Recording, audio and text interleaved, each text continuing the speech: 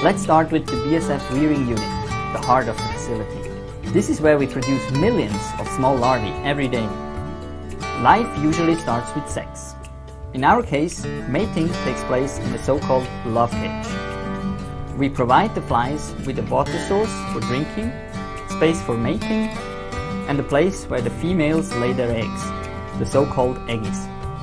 After a week of hard reproduction work, most of the flies have died and we remove the love cage. We bring the harvested eggies to the nursery, where they are placed over a tray with feed. When the young larvae hatch, they fall into the feed, where they immediately start to eat. Due to the constant rain of hatchlings, we call this a hatchling shower.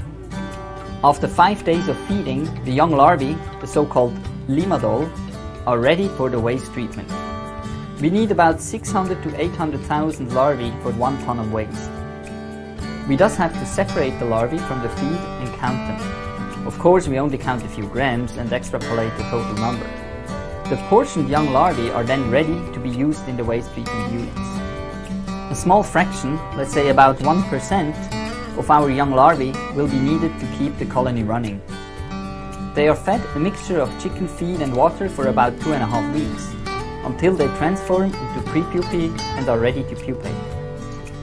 They do this in boxes with a moist pupation material where they will bury themselves and go through metamorphosis. The time it takes from pupa to adult varies from 10 to 20 days. We place the pupation boxes in so-called dark cages. Now whenever a fly emerges, it will remain calm and wait, because activity in general and mating of the black soldier fly in particular is stimulated by light. When we want to set up a new larve cage, we connect the two cages and lure the flies into the larve cage with a lamp. The cycle is completed and the whole game may begin again. Now that we have seen how to produce young larvae in great and defined numbers, we move on to the actual bio-waste treatment unit. In the case of our facility in Indonesia, we receive waste from a fruit and vegetable market. To make the waste easily accessible for the BSF larvae, we shred it with a hammer mill, but any kind of shredder can do that. Our fruit and vegetable waste mixture is very wet. We therefore let it drain for a day or two to reduce the water content. Here you can see the treatment setup. We work in crates because one person can handle them and we can stack them onto a pallet. Between every layer of trays there is a metal frame which allows air circulation. The larvae stay in the trays for 2 weeks. During this period they are fed 3 times.